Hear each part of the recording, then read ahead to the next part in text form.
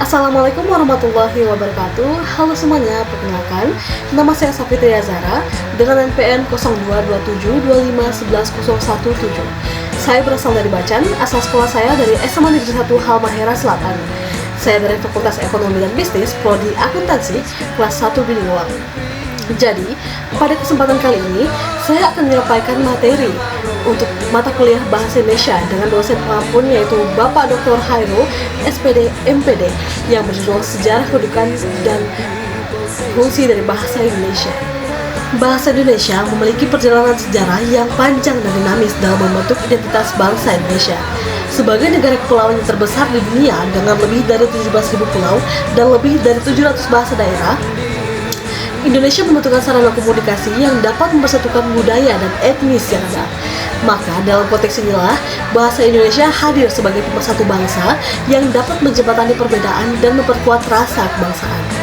Bahasa Indonesia tidak muncul begitu saja, melainkan tumbuh dan berkembang dari bahasa Melayu yang telah digunakan berabad-abad di wilayah Nusantara sebagai bahasa pergaulan. Pilihan bahasa Melayu sebagai dasar bahasa nasional bukanlah semata-mata karena jumlah penuturnya yang banyak, tetapi lebih karena fungsinya yang sebagai bahasa pergaulan antar etnis yang telah berlangsung selama berabad-abad. Hal ini menjadikan bahasa Melayu adalah pilihan yang paling logis untuk dijadikan bahasa nasional.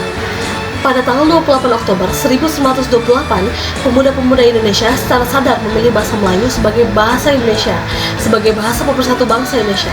Sejak saat itu, bahasa Indonesia terus berkembang pesat sampai saat ini. Selanjutnya, kedudukan bahasa Indonesia. Bahasa Indonesia memiliki dua kedudukan penting, yaitu yang pertama sebagai bahasa nasional dan yang kedua sebagai bahasa negara. Bahasa nasional menjadi simbol persatuan dan kesatuan yang berfungsi untuk mempersatukan adat dan budaya. Sedangkan bahasa negara adalah bahasa resmi yang digunakan oleh pemerintah, pendidikan, dan juga media. Dan yang terakhir adalah fungsi dari bahasa Indonesia. Bahasa Indonesia memiliki beberapa fungsi, yaitu yang pertama sebagai identitas nasional, dan yang kedua sebagai alat komunikasi antar suku dan budaya, dan yang ketiga sebagai bahasa pengantar pendidikan, dan yang terakhir adalah sebagai bahasa resmi bangsa Indonesia. Baik, itu tadi presentasi dari saya.